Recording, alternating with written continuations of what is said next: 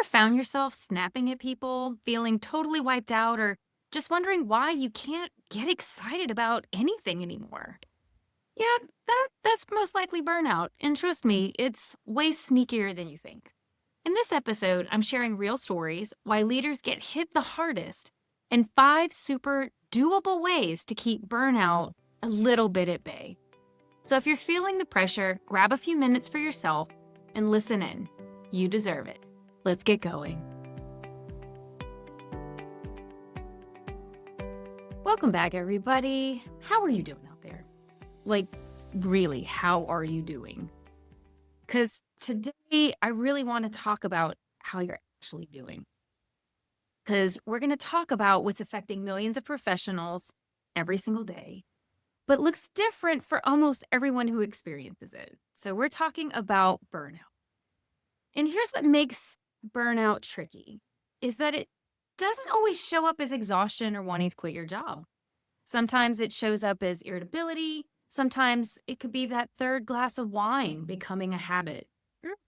Sometimes it's the high performer who's always gone above and beyond, who suddenly can't seem to get themselves out of bed.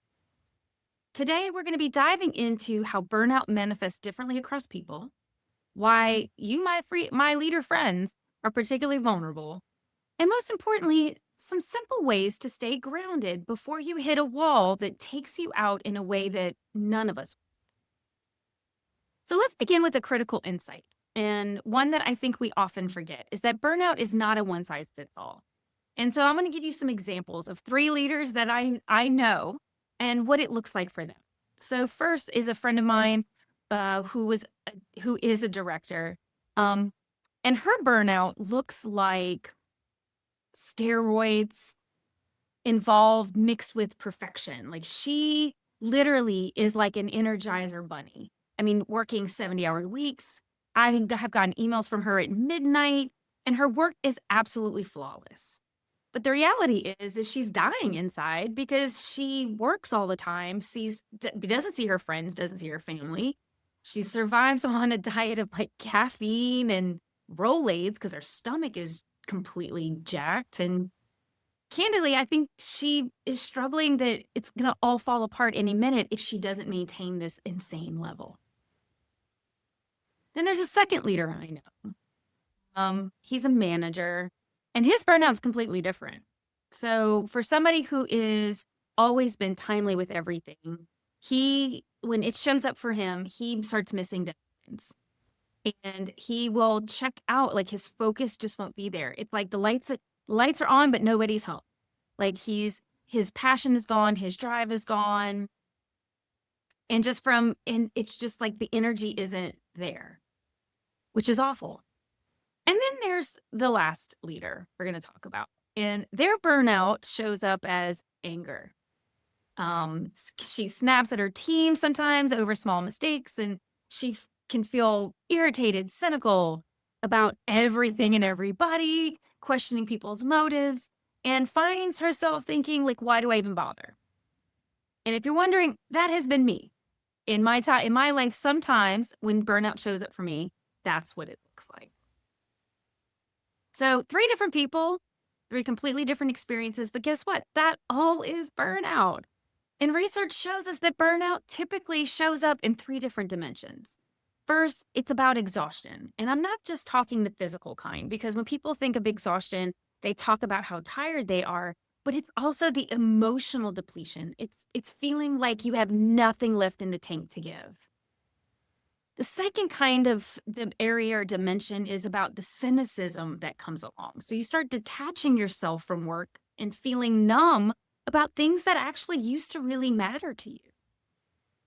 And then there's the last part, which is the reduced effectiveness, that despite how hard you work, you feel like nothing you do is moving the needle. Nothing matters because it just all sucks. But here's what's crucial. And these show up differently depending on your personality, your role, your coping mechanisms.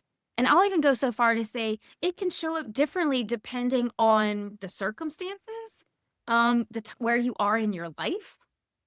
Because how burnout has shown up for me has shifted sometimes and has looked differently given different circumstances. But we do know that based on your personality, that there are some trends. So for instance, overachievers are going to push harder and appear more successful while burning out internally. Because they overachieve, they cannot let that that they can't let their levels drop. A people pleaser is going to say yes to everything while inside dying of resentment of everyone around. And the perfectionist might actually become paralyzed, unable to complete basic tasks because they feel nothing is ever good enough or meets the standard that they used to have. Some people withdraw, others are workaholics. Some develop physical symptoms like headaches, digestive issues, insomnia. I know I did. Like one time when I got incredibly burnout, it manifested. I had skin issues. Like it literally showed up externally. Like you can't hide it then. And other people don't get that they're burnt out until something really bad happens, like panic attacks or heart attacks or strokes, because there's so much physical pressure going on. So the takeaway here is I want us to stop waiting for burnout to look like what you think it's going to work, what you think it's going to look like, or what it should look like. And I want us to get really clear on paying attention to our personal patterns, our personal symptoms, our mood, and what our relationship with work is looking like and how it shifts. Right? So this isn't about anybody else. It's about focusing on you. And I want to talk a bit for a moment about why leaders are particularly vulnerable to burnout. And I know it's not to say that other people can't, but there's something special and unique about leaders that I feel is necessary to call out. First, it's emotional labor. As leaders, you are not just managing tasks. If you're really a good leader, you're also really managing people's emotions, conflicts, anxieties, aspirations. You're the one that's delivering all the bad news. That reduction in force, it's you. The cut in budgets, that's you. You're not getting that promotion that we thought we could give you this year until hopefully next year if everything gets better. That's you. You're absorbing your team's stress while expected to project calm and confidence. And this takes an enormous amount of energy. And it's often invisible because no one recognizes it or even knows it exists unless you are also in a leadership position. Now, granted, I can hear people saying, well, that's what you signed up for. Yes, but that doesn't diminish the energy that it takes to execute it well and to carry that weight. The second thing I want to talk about that is unique to leaders is the decision fatigue that comes with leadership. So leaders make hundreds of decisions a day. Sometimes they're massive, but most decisions are incredibly small and minute, and they accumulate. And I know for me, there were times when after a long, hard day of just trying to figure it all out, I would get home and it would be difficult to even think about what to eat. Like I didn't want to make one more decision because I was just empty of all energy. The third is the responsibility weight. So as leaders, when things go wrong, it is on you. When your team's engagement drops or the project doesn't come out the way you want or the organizational goals aren't met, that's on you. That is the weight you carry. And many leaders will internalize that, feeling personal responsibility for everything and everyone. Lastly, it's the loneliness factor. So the higher you go in leadership, there are fewer people you actually have that you can vent to. We talk about being vulnerable with our teams, but our teams aren't always the right people to go and unleash the stress that we have on, right? Our goal is to lead them. They're looking to you to inspire and to guide us forward. But sometimes when we have the greatest insecurities, where do we go? And let's be clear, our peers might actually be our competition. So that may not be an avenue for us, which means you become more isolated with your stress and your frustrations. And the ultimate kicker of all this is leaders become leaders because we have helper and achievement type profiles. You are there, you are a leader because you care about impact, you care about people. You are care about doing things well, and boy, can you get things done. And those same qualities are what are going to make you likely to override your own needs, push through your warning signs, and sacrifice your well-being for the greater good. And then there's also there's like this unspoken expectation that I feel like has grown a lot in the last few years, that leaders are just expected to be resilient, tireless, and most importantly, always on. And if you admit you're struggling in any of these areas, it can feel like you're being judged for not being a good leader, that maybe this isn't the right path for you. And you're not alone if you're feeling that way, because research is showing universally that managers are reporting higher burnout rates than individual contributors. And the pandemic absolutely amplified this. You know, as leaders, we were expected to do all of the above that I've just shared, while also dealing with our own burnout, dealing with our own chaos at home. And there just was never a break between the work stress and the home stress. So if you're a leader and you're feeling this way, I want to say something. I want you to listen to me very carefully. You're not weak. You're human. And I'm going to repeat that again. You are not weak. You are human. And recognizing that you aren't weak is the first step in helping us figure out how to help you move through this moment. So here's what I'm going to say. I really wish that there was some easy button that I could tell you about, or some, magic that makes burnout go away or makes life miraculously better instantly. It just simply doesn't exist, because if it did, somebody would have already sold it and bought an island somewhere.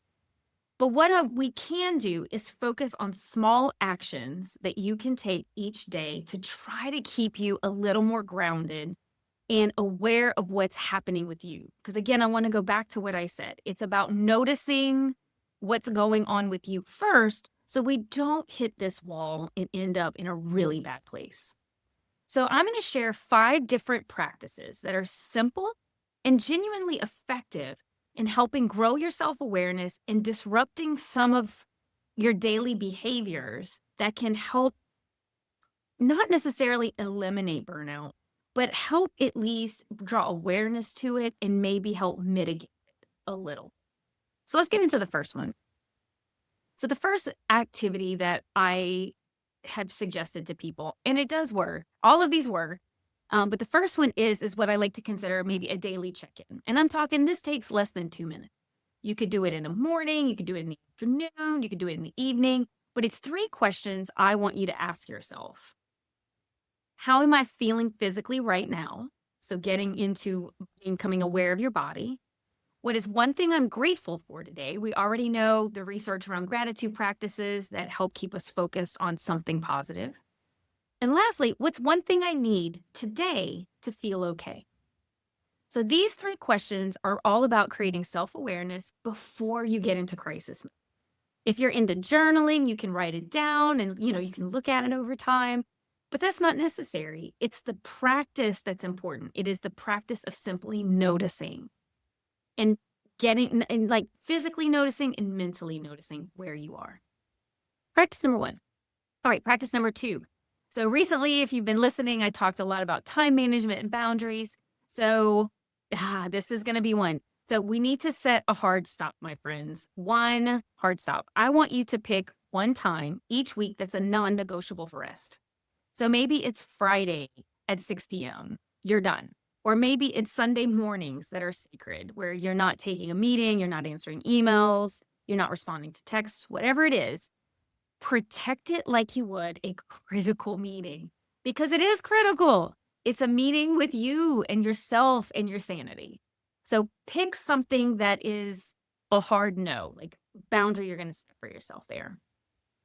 The third thing I want us to do is I want us to start figuring out how to break patterns when we see ourselves escalating in some way. So when you notice your stress is building, or you're snapping at people more, or whatever that is, where you're kind of going downhill, how do we interrupt your pattern? So one of the easiest ways is to physically do something. Get up and move. Walk around your office. If you can get outside, take a walk around the block. Again, you're talking 5-10 minutes. Simply sometimes getting out of your office and stepping into sunlight and let sun pour on your face. It could be some other kind of sensory reset, maybe splash cold, go wash your hands in really cold water. Or one that I loved is I had keep a piece of dark chocolate that you actually take. And while you're eating it, take 3 really deep breaths. If you worked with me before, I always kept a nice glass jar of dark Dove chocolate. Now you know why. It saved me and many of my coworkers. I'm just putting it out there. Again, these are very small, but what they do is it gives you a moment to shift your nervous system out of like crisis mode into a slightly different mode. So again, small actions with big impact. The fourth activity to think about or consider is releasing one of our personal stories or one of our an expectation we have that no one else has. So you could call them the shoulds. So if you ever have caught yourself saying, "Oh, I should respond to that. I should respond immediately. Oh, I should be in every meeting for this. I should be available whenever they need me." Is that really true? So what I want you to do is think through your shoulds, pick one and let it go. Give yourself permission to be human and to not make rules for yourself that no one else has. So maybe a good should would be emails after 8 p.m. can wait till the next morning.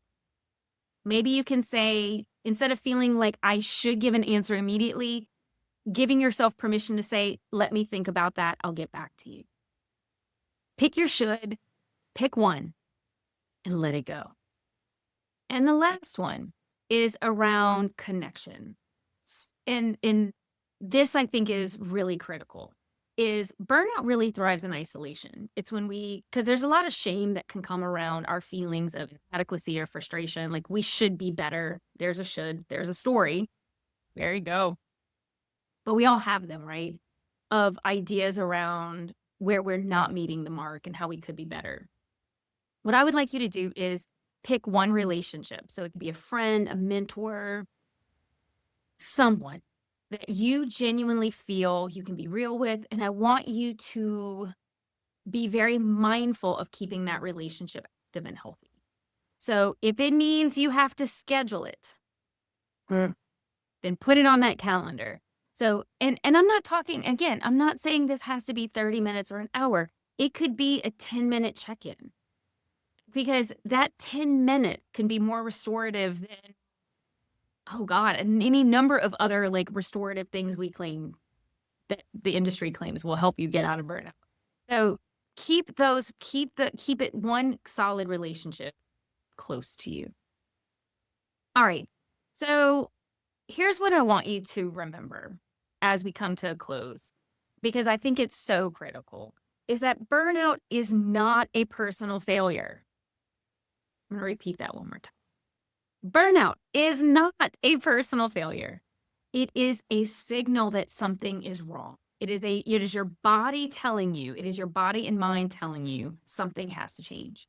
So recognizing how it shows up for you, whatever it is, exhaustion, cynicism, irritability, whatever, is absolutely critical. You are not immune. And my friend leaders out there, you are not supposed to be a superhuman.